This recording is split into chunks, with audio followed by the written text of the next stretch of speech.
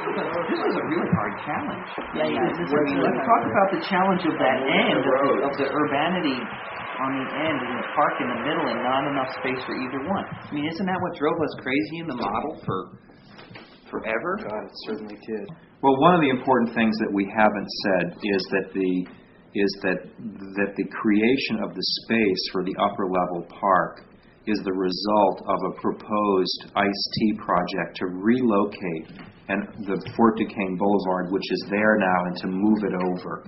And with the relocation of Fort Duquesne Boulevard away from the edge of the site, which is closer to the river, the new road will have these long rows, these alleys of urban trees that will parallel the road. When you cross the street and you come to the corners of the site, there will be these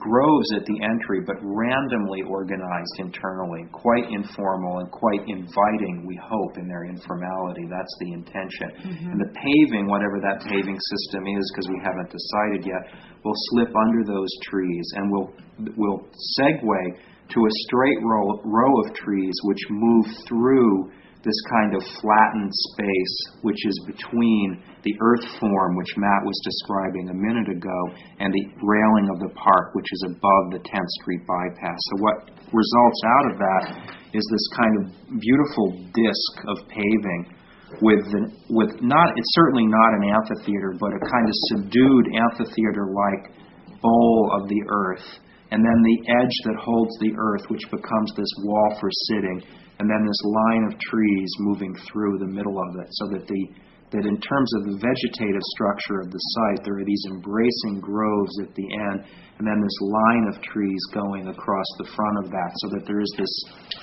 opportunity of walking under a canopy of trees the whole way. And one of the things that's actually important, because this is a site that is much obviously more geared towards sitting and viewing as well as walking through, is that we had a lot of discussion around what kind of seating would be appropriate. And so here the edge of this mound form provides a natural seat, but instead of deciding to incorporate other forms of benches, we thought that it would be too prescriptive, and it would actually ultimately limit, in some ways, the way that the park can be used. And so instead we've discussed having chair vendors that you rent a chair for a very small amount. Loose chairs, folding chairs.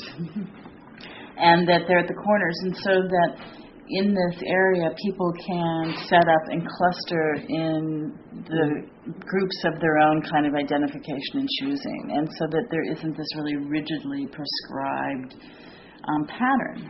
Yeah, it makes a changing landscape of chairs. And on a sunny day, people drag the chairs into the sun. On a hot day, they drag them under the trees, and so they become useful.